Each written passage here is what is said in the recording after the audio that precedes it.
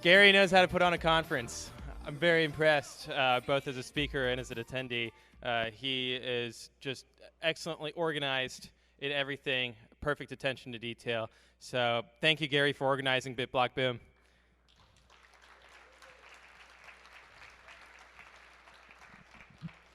The panelists on the panel that you just saw, they did not know about the questions. So be very forgiving that they were put on the spot. And so great job, guys. Today, I'm going to be preaching to the choir, I think, but hopefully I'll be reiterating and reinforcing some points that you already knew, but maybe you forgot to bring up with your no-coiner friends, or learning something new. I'm hoping that there's something for everyone. Okay, time out. Any questions? Yes, buy Bitcoin.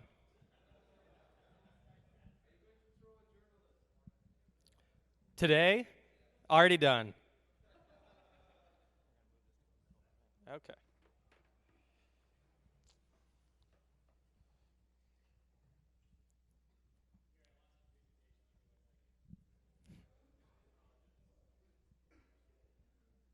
I see it on the screen up here, so that's a good start.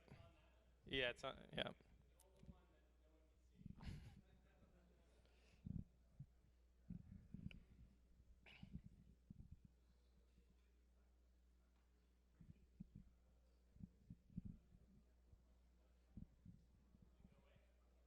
There it is. All right. Got it everywhere? Okay. And we got the clicker here. All right. All right. So I think that one of the biggest misconceptions, and one that I had when I first heard about Bitcoin, was that Bitcoin was just a payment system. And it's a very easy misconception to have because if you just go read the white paper, you walk away from it just thinking, well, all right, and this allows me to transfer value on the internet without using a trusted third party, a financial institution. And the white paper doesn't even say anything about Bitcoin's monetary policy. It doesn't mention the 21 million Bitcoin cap.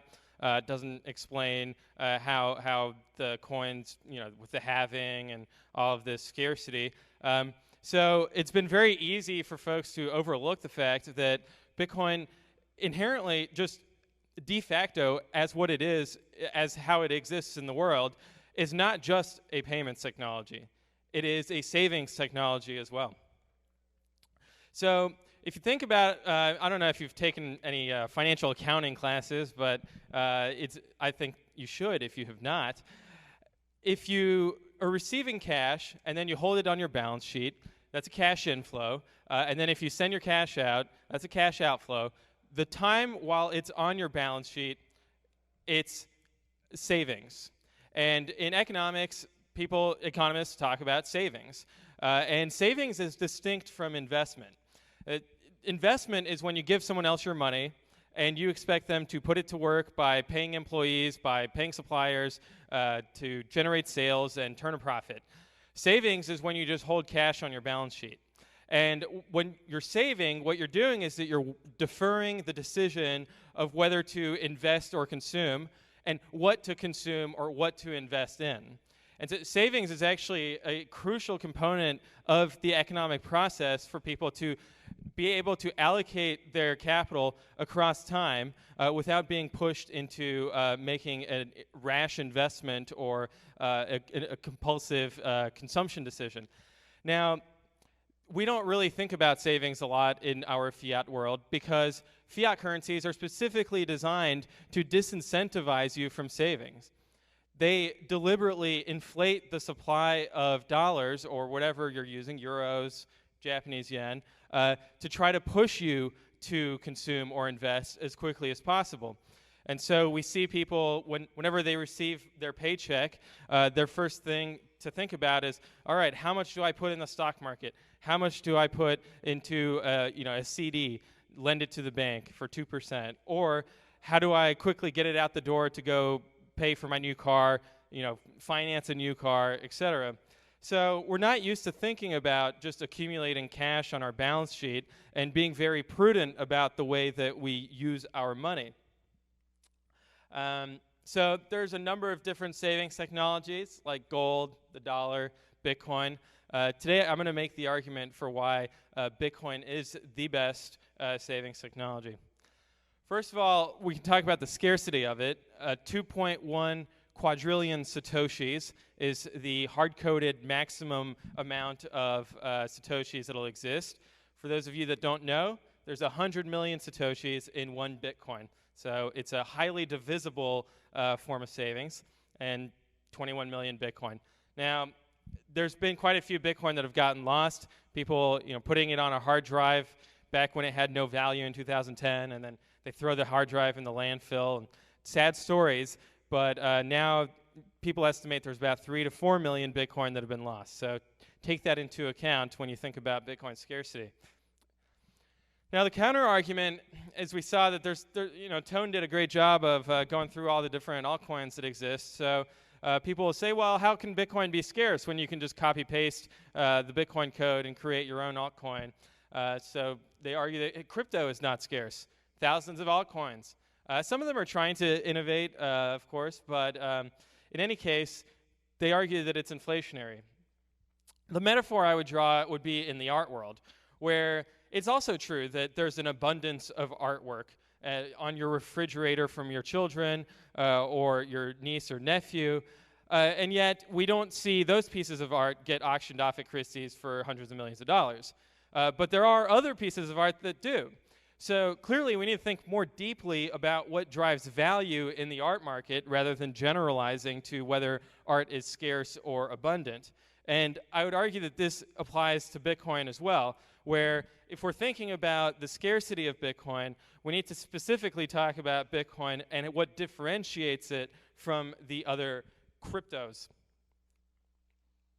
So I think that there's two main sources of differentiation. There's the fundamental adoption drivers, and then there's the reflexive feedback loops. And the fundamentals are really talking about where the rubber meets the road and the specific underlying properties of Bitcoin as a monetary system. Whereas the reflexive feedback loops are more about incidental history of Bitcoin, the social layer of Bitcoin, and how that has evolved. I think both are equally important, but let's start with the fundamental adoption drivers. Bitcoin is permissionless. So if you want to be sending and receiving Bitcoin payments, you don't need to sign up for a KYC AML account on an exchange. What you can do is you can spin up a BTC Pay server merchant application with a self-hosted WordPress, and you can be selling goods and services on the internet. You can even put it on Tor, and I think the greatest historical example of how permissionless Bitcoin is the Silk Road, right? Russell Bricht or whoever Dread Pirate Roberts was able to spin up a Tor hidden service and be able to sell or provide a marketplace for people who wanted to sell whatever they want. Now, ultimately, he did get caught, but he actually, from what we know, did not get caught because of Bitcoin or because of the permissionless nature of Bitcoin. He got caught because the U.S. Postal Service is not permissionless. So watch out for that.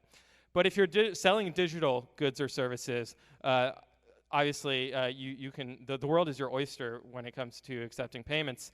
And Tone touched on this as well. Like Netflix sells digital goods of streaming video. There's no reason why they couldn't offer that anywhere in the world that has internet access. And then you can also, be using Bitcoin on your phone. That's a screenshot of the Lightning app.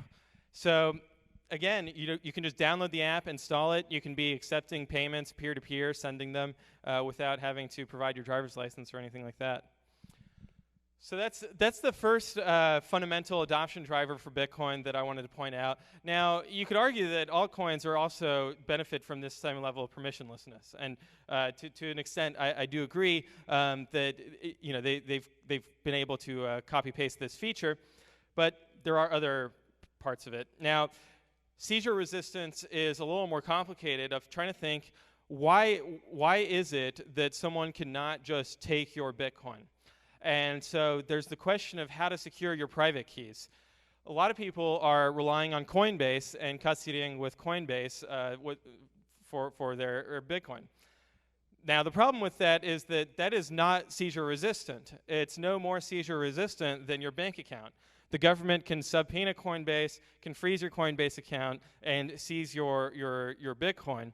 On the other hand, if you decide to self-custody, you create an excellent multi-sig solution like Justin Moon was talking about earlier today, whether it's with Unchained Capital or Casa or lots of other options, including the cold card from Rodolfo Novak, so go check that out. Here we have a picture of the OpenDime, which is specifically shaped to be seizure resistant in the context of a prison wallet. So that's very impressive engineering on his part. Now, there's also the crypto steel here that allows you to be seizure resistant from a fire, for example. So it's not necessarily just the government. It could also be the elements of nature that are trying to seize your Bitcoin from you. So this is a huge advantage that Bitcoin has. And you can even take it so far as to just memorizing a seed so that you have a brain wallet, in which case you can just cross a national border, and no matter how thoroughly they search you, they would not be able to know that in your mind there are Bitcoin. So it's another fundamental adoption driver for Bitcoin being seizure resistant. Now, it's important to point out that I used the word, and the community generally uses the word resistant. We're not saying it's seizure proof, right? There's always opportunities for the government or for a thief or for you to accidentally lose your keys. The question is, how much does it cost? So by increasing the cost of seizing Bitcoin, making it more resistant to seizure than the alternatives, whether it's physical gold bars or physical cash or a bank account, that's what drives Bitcoin's differentiating advantage there. Same thing with censorship resistant. I'm not going to argue that Bitcoin is censorship proof. Although, in practice, we've seen very little to no censorship of Bitcoin transactions. The previous panel had discussed the issue of mining pools, and despite complaints about centralization of mining pools, they haven't really abused that centralization to enable censorship of Bitcoin transactions. And even if they did, what would happen is that the transaction fees that someone attaches to a transaction would just increase until a miner gives up and includes it in a block. And the reason they give up is because it's a bit of a prisoner's dilemma of whoever includes that transaction first gets the transaction fee. Now, Bitcoin's transaction fees can go very high. We saw in December of 2017, the median transaction fee was $25 to $35 per transaction. And the reason that is that Bitcoin is such a liquid money at this point that even though there is a cost to transacting on-chain, the alternative would be for you to convert your Bitcoin into a different cryptocurrency, incur the transaction costs, the slippage involved in doing that conversion, and then sending it cheaply on-chain on a less secure chain. So what we've seen is that people are willing to pay very high transaction fees to use Bitcoin's network, and that tells us that Bitcoin's going to continue to be censorship resistant since we'll be able to send transactions without worrying about miners not including them in blocks. Now, so that again, this is a fundamental adoption driver that altcoins struggle to replicate because Bitcoin's transaction finality is much greater than theirs, and the censorship resistance at the level of including transactions and blocks is much greater than in altcoins. So for a number of different reasons, and it also applies to proof of stake as well. So for example, EOS, they have mechanisms for, they have institutionalized mechanisms for censoring transactions based on whether they like it or not. You know, they were talking about trying to ban gambling transactions. So there's no such thing going on in Bitcoin.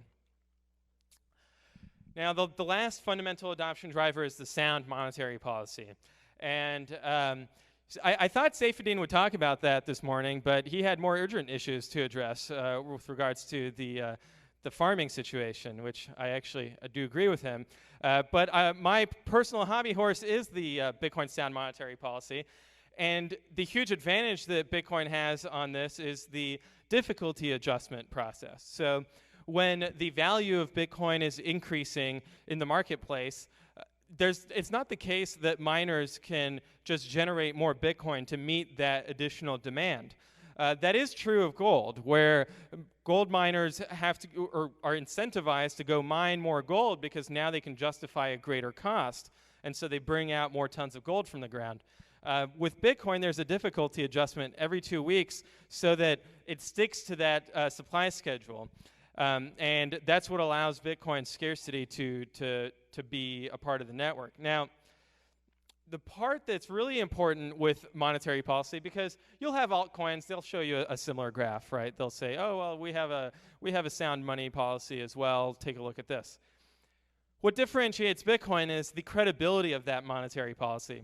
And how a cryptocurrency's monetary policy is rendered credible is by the decentralization, not of the mining pools or of the hash rate, but of the fully validating nodes. That is, people using the Bitcoin software itself to verify that when someone tells them that they're sending them 1 Bitcoin, that Bitcoin is in a valid Bitcoin transaction that gets included in a valid Bitcoin block and then buried behind 6 confirmations or whatever the rule of thumb they're using is. And you can only do that in a trustless manner if you are running a Bitcoin full node.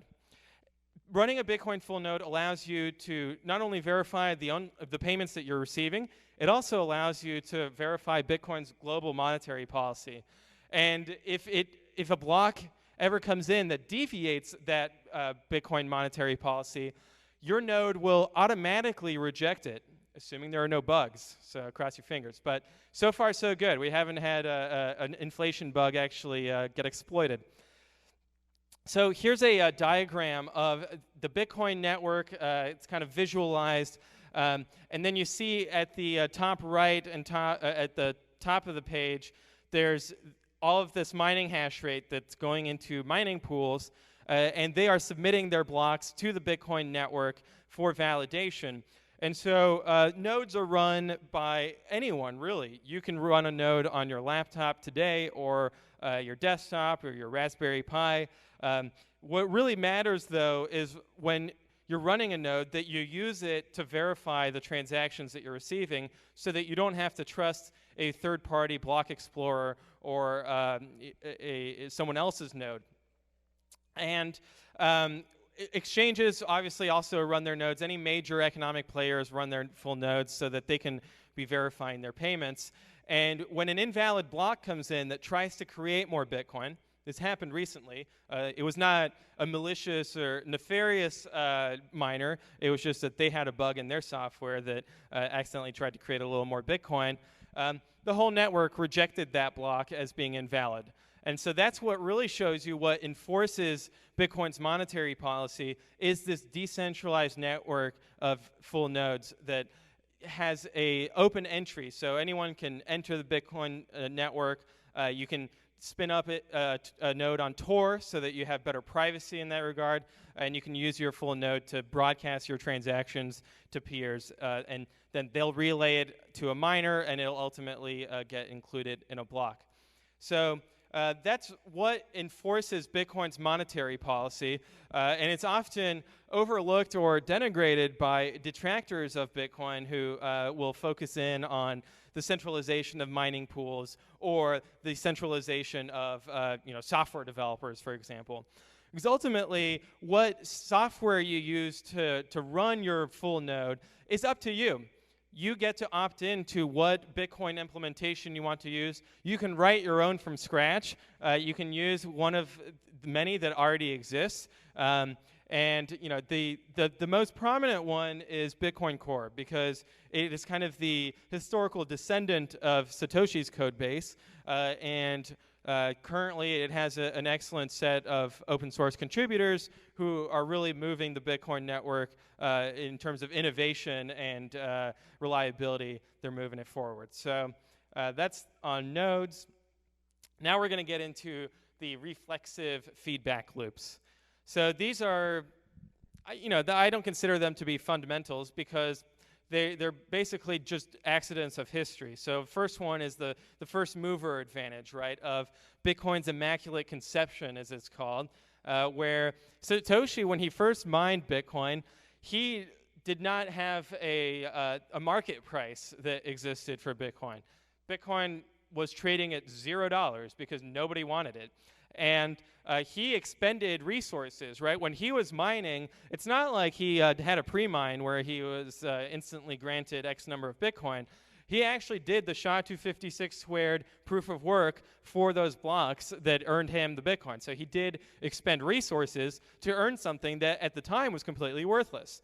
And so from that perspective, Bitcoin did not have any seigniorage, which means that there was no untoward revenue that was made out of thin air by someone just creating currency without actually doing the work required. So very few altcoins can claim that. And I think that it's actually impossible now to really launch an altcoin in the same way because there's so much attention on the space now. So whenever someone is creating a new altcoin, it immediately has market value to its detriment, I would argue. So the second aspect of this is the Lindy effect, which is that the longer something is around, the longer we can expect it to be around. Bitcoin's now at 10.5 years. So whenever someone on the street hears about Bitcoin crashing or Bitcoin hitting a record new high, they scratch their chin and think, wow, Bitcoin's still alive, huh? It's still doing its thing.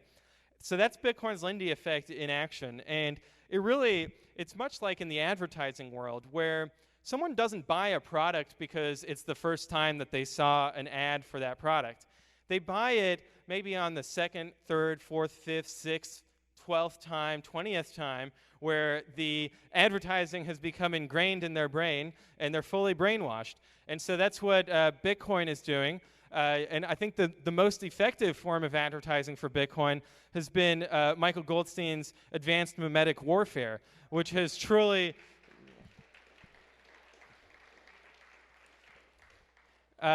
reinforced the cult-like echo chamber on Bitcoin Twitter so that everyone is just stacking sats. And that credit goes to Matt O'Donnell.